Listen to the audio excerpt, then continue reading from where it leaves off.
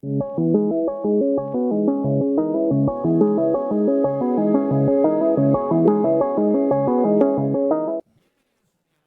one more day, one more week to Physiolution, your physiotherapy, health and wellness channel. And today I bring you how to perform a cervical massage. Our techniques, as I always say, secret. We're going to work basically from the scapula up, from 7, from 8, this stretch. We are not here to explain techniques to treat certain pathologies. This is simply a massage, and what I want you to do if you have a pain is to go to the doctor or go to the physiotherapist you trust. Guys, if you have a neck pain, a pathology that you think you have in your back and you want to talk to me, I will let you talk to me. And you want to talk to me, I leave in the description of the video a link where you will be able to get in and have a private consultation.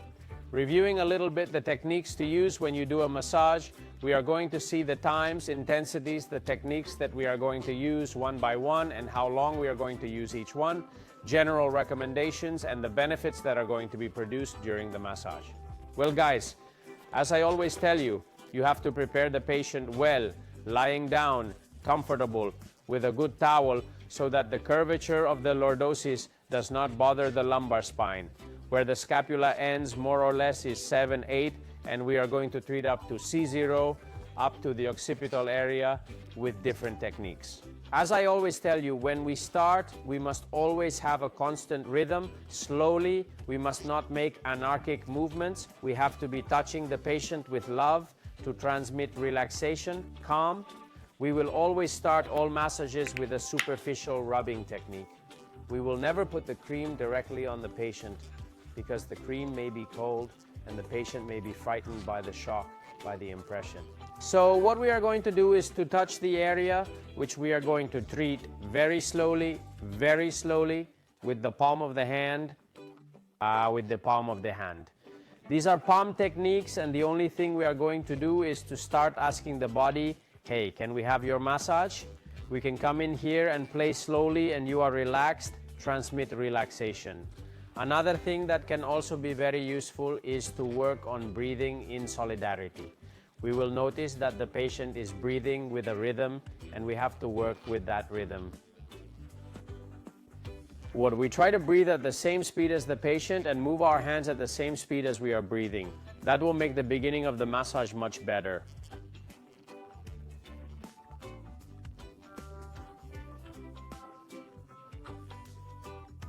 As I say, the cervicals are always subject to how the shoulder goes and how the dorsal goes. That is why we are going to do a dorsal cervical treatment. I don't think it's a good idea to treat only the cervicals, simply because everything is connected and it's better to treat everything. So we are going to play slowly during, as I said, those 5 minutes. When we start with the techniques, we will do 5 minutes of reflux of this movement slowly. Then we will do the techniques for about 20-25 minutes.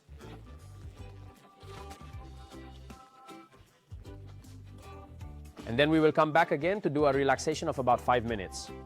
We are going to start with the techniques one by one. We start with the first technique, medium low intensity, never stop touching the patient. The first technique is reinforced palmar. Basically, we were doing palmar before, and now we are going to do palmar, reinforced palmar, wrist palmar, and we are going to work with this area of the hand, and it is simply to make strokes. The dorsal to the shoulder and then back to the shoulder, and then we touch a little bit with the fingers, okay? It's a palmar area to increase a little bit more. Hey, look, my dog is barking over there. He's telling us to be careful with the palmar technique. You have to be very careful. As we have said, guys, palmar technique slowly with a soft rhythm, attacking from both sides. I'm not going to put myself on the other side, but if we were to do it on the other side, what we are going to do is change the hand to work in this direction. As I say, if you are not sure how long to work, make 10, 15, 20 passes slowly, okay? And with that, we will have finished the first reinforced palmar technique. If not, then 30 seconds, okay? What we are going to do the next technique is basically reinforced fingers. The fingers guide the massage fibers, and what we're going to do is reinforce it with our other fingers or with the palm directly. Try to work close to the patient. Don't stand at a distance, okay? you have to generate a little bit of a dance, okay? Forward, backward, slowly, with relaxed fingers. This one is strong and this hand is sensitive. And we are already working, as you can see, the whole dorsal, the whole interscapular area between the scapula and the vertebrae. The vertebrae should not be rubbed, we should not reach them and rub over them. Friction over them. You simply have to work from where the scapula ends to the trapezius area. To what is the trapezius area, which you know as this area here, okay? Those reinforced fingers. With reinforced fingers, we can start working the infraspinatus area. All this area that you see here, all this directionality, the first passes were these, and now the next ones are going to be here, and we finish at the shoulder, okay? Those reinforced fingers. So we're going to do, well, 15, 20 little passes. And at the level of reinforced fingers, we are going to work a lateral position and another position that is going to be superior, okay? In this upper position, we can work very well. If from the point of view that we start here in the interscapular dorsal, those pains that get between the scapulae and comb the rib downwards.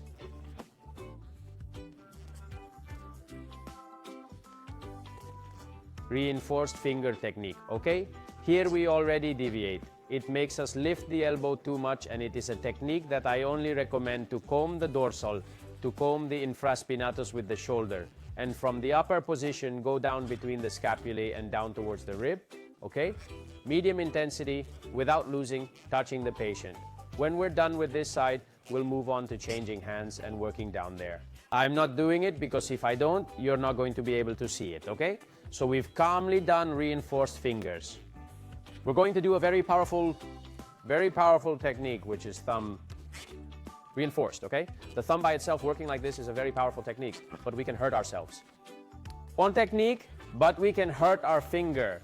So it's always placed on the thenar and potenar eminence in this arrangement and resting on the pisiform, okay? So here we can mark 3 lines of attack, one very close to the spine, one a centimeter to the side, one a centimeter to the side, one a centimeter to the side, another 1 centimeter to the side, a straight line, and another one, another centimeter to the side, another straight line. I love this technique to work on the dorsal and cervical because you can adapt to exactly all of the dorsal cervical section. Look, guys. 3 passes. I wouldn't do more than 5 passes because it's a very strong technique. 5 passes, another 5, and we go to 15, the 3 I've marked. To work the infraspinatus, this whole area here is very good because it adapts the finger very well and you don't have to turn the wrist so much. Then we reinforce and we go underneath the scapula bone. Slowly. Through the middle of the scapula, through the infraspinatus, and the end, okay? What we do is we go through this line here 5 times. 5 times, along this line here 5 times, and along this line here another 5 times, touching rotators, teres major, teres minor, which is very good, very good, very good. Reinforced technique, as you can see, okay? Once we finish these 3 passes here and these 3 passes here, we're going to move on to a higher position. This upper position is the one that I work on a lot with what is the reinforced first finger. We go, this is T12, which is the vertebra that sticks out the most.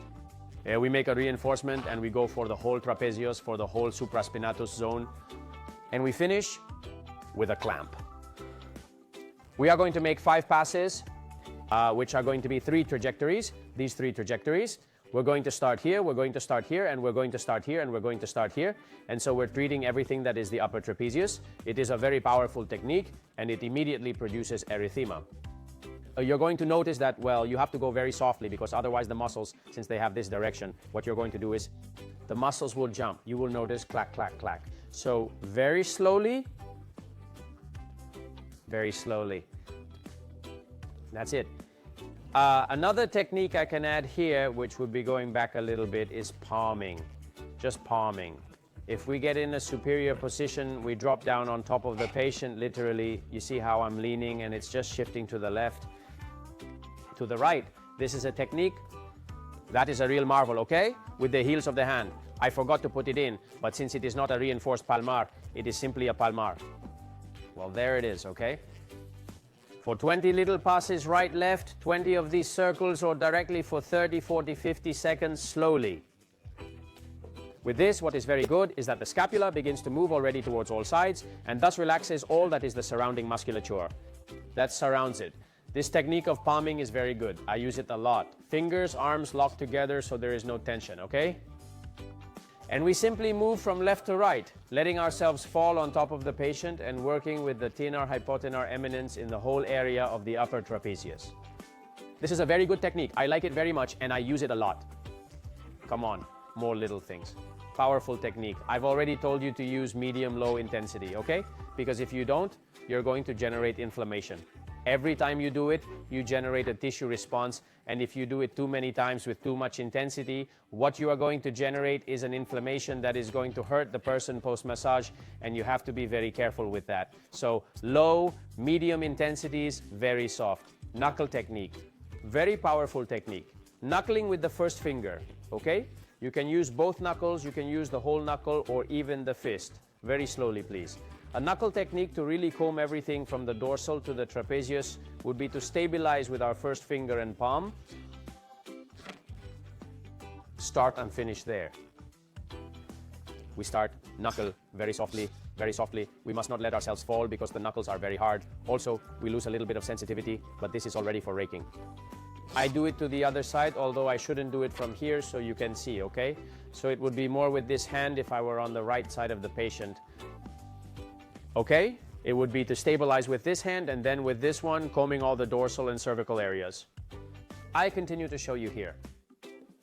For the sections that we have said cervical dorsum, for this section of what we have spoken of the infraspinatus, all this area here of the shoulder, it comes very well, but instead of working with the right hand, with the left hand. And it is in the following way we make the shot, as we have commented, and we go underneath the spine of the scapula. Right? Through this little ossicle here. Here you're going to notice that there's a bone all the way up to the shoulder. This is above what's the spine and this is below the spine. Infraspinous and supraspinous. And what we're going to do is stabilize with this hand, which helps us do massage. And with the knuckles we massage underneath. And what we achieve is to treat. You're going to see it over here. So with this hand supraspinatus and trapezius, with this hand infraspinatus. And we end up wedging the shoulder. So don't do it this way. Do it from the homolateral side, but this is so you can see it from that camera position, okay? Which would be, as I told you, changing the little hand and ending with the shoulder. Always without losing contact with the patient. Very interesting, very interesting. A very complete and very interesting technique, which is the combination of two fingers and fist, okay? A fist, okay? And you do it with a kind of a pincer, okay? You make a pincer, and it's a very interesting technique that we're getting. Well, sometimes these techniques are not taught to you by anyone, but you design them, or you adapt them yourself, or you see a colleague who does them, okay? More little things, with reinforced fingers, with fists, with knuckles. We could work with two knuckles, effectively, which is the technique, basically two reinforced knuckles, and work there. Or knuckle between the two, between the spines of the spine. To make a knuckle technique, to make a few passes, but very slowly. This one is very slowly. We are going to do from the upper part a knuckling that works very well. Works very well when it's a very big back, okay? When it's a very big back, what we do is reinforce technique like we talked about. Yeah. And we pinch and we go down the shoulder. What we've done before from the other side, but from the top, we do a pinch.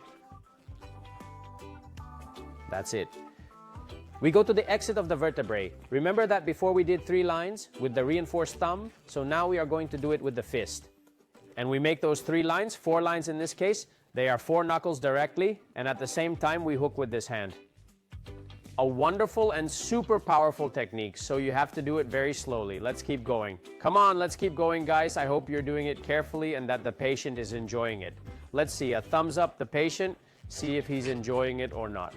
Come on, we've got it done there. Always ask how the intensity is going, how we're doing, etc. Have a good base of cream so that it slides. The more cream you put, the shallower you're going to go. The less cream there is, the deeper you're going to go. We are going to do a technique to lift the scapula. In the scapula, there is a muscle called the subscapularis, which goes under the scapula. which sometimes gives us problems with adhesions. And it is as simple as putting the little hand. As we have said, we put the little hand here and we are going to try to lift the scapula, which you can see stays here. So this technique is as simple as that. I do it from the contralateral side, but now I'm going to show you how it should be done. It's all about relaxing the elbow. Drop the little arm well, bring the shoulder towards us, and let the hand pass under the scapula. Very slowly, relax a little bit more. See how it lifts up? So here we're touching a little bit of the subscapularis. Then we get a little bit of relaxation with the hand. I show it to you from the side that should be done, which is the next one. We put the little hand under here. We tell the patient to relax a little bit. We help ourselves with the hand by lifting the shoulder backwards and towards it. And we say, relax the arm, let it fall. See how the hand goes in? It's just that I was misplaced before. I just wanted to show it. Then, once the hand is here, we can make little passes, relax a little bit, relax a little bit, relax a little bit, relax a little bit, or directly rub a little bit with the hand. A very powerful technique. It is difficult not to do it slowly. And it is difficult not to do it slowly, but it will help us a lot to move the scapula. If the scapula moves well, the shoulder moves well. If the shoulder moves well, the cervical moves well. If the cervical moves well, the dorsal moves well. That's the secret of this technique. We would do 5 or 10 passes as I have shown you. Hand on the back, shoulder towards the posterior, a little bit towards the center, relax, tell the patient to relax, and watch how the hand goes in. Okay, the hand goes in there perfectly, and it would be just a matter of making passes from the bottom up. That's it, all right, perfect. Superior techniques. Of course, we have treated the entire dorsal area, the entire posterior shoulder area, the entire lateral subscapularis area, which we are now going to explain, but we also have to treat the neck a little bit. To treat the neck, it is necessary to be able to hook. Well, what is the ecom, which is this muscle that you see here, and work laterally. So from this upper area, I like to work a lot with hand hooking. The hand has to do like a hook. And it's about starting from the bony ridge that you're going to find here. From this little ossicle, we hook upwards, up to where the hair starts. Basically, that's going to be the occipital. White. We are going to work from here, dropping from one side to the other side. This is also a very nice technique to move the trapezius. Hook technique. Another hooking technique that we can do from here. That would be very good for us to finish working the whole lateral area would be this one. We go down with fingers, we open and close. We get to the shoulder. We go again, we go down with fingers and hook outside the scapula. Perfect, and we go down the shoulder. We go down with fingers. We arrive here, ribs and all the lateral zone. The whole lateral area. Some people are ticklish in this technique. We hook, hook, hook, hook, and end up at the shoulder. As I tell you, we're going to start crocheting what is the ecom, which comes down here. And it's a technique where we have to do, I try to separate everything you see. This can also be done face up. Basically, it is to take that little muscle and pull it slowly, as if it were a tube, as if we had a tube. The tube, as if we had to drain it.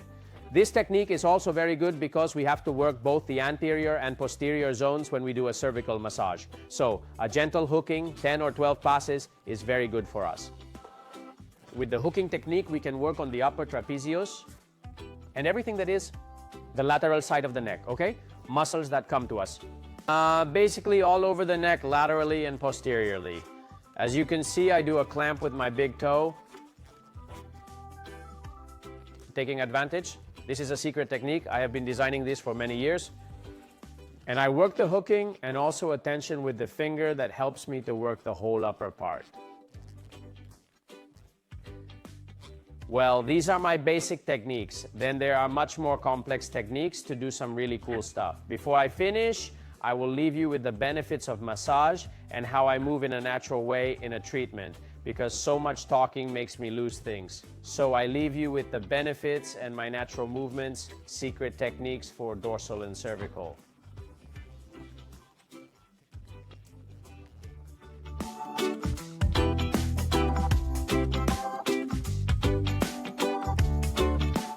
Benefits of therapeutic massage. On the skin, temperature increase, skin exfoliation. On the muscles, improves irrigation and oxygenation. Facilitates the exit of waste substances. On the circulation, improves circulation by vasodilation produced by tissue friction. Increases blood oxygen levels. In addition, it releases stamina, acetylcholine, and endorphins, substances that influence to relax and thus to have a good well-being, a decrease of pain.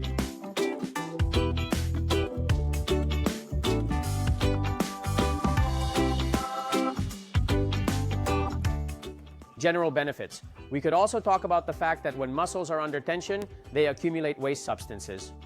That is why they become stiff and have muscle spasms. By increasing circulation with massage, we can eliminate these harmful toxic substances.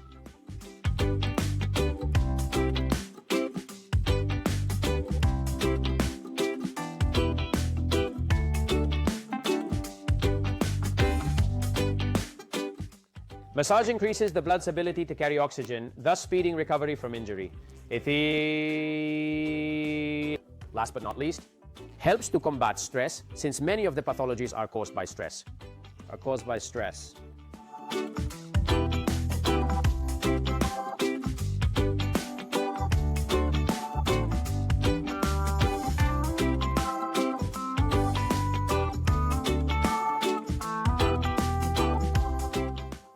I forgot one of the techniques that has helped me the most, which is the knuckle carousel. Now, the knuckles are basically moved up and down and trying to make a circle. We stand in the suboccipital area supported with the heels of our hands, and what we are going to do is a knuckle technique. You can use from 2 knuckles to the whole hand. As you can see, we are going to leave the hair well to one side. As you can see, it works in a deep way and it's quite nice. Knuckle carousel technique, I forgot about it. Let's work it. As it is difficult to do repetitions because it is difficult to count alternates both at the same time with a change of direction, we are going to do it in about a minute and a half. It is a powerful technique. Our patient is getting goosebumps and it means that he is reacting, which is a great thing because it is a very powerful technique, but very, very pleasant. Well, guys, we've come to the end of our massage. We are going to induce the patient to calm down again. We are going to ask him how he is, how he feels, if he liked it. At all times, we have to have a connection with him. Whether we are hurting him or not, we are hurting him. A series of basic things that you have to have. Giving a massage is like giving a hug. You can't be a beast. That of hurting me to cure me. That is more and more out of date. Although there are times when it is true that there is a very sore area. And you have to move it a little bit to help. Then we will spend another 5 minutes touching the patient, inducing calmness.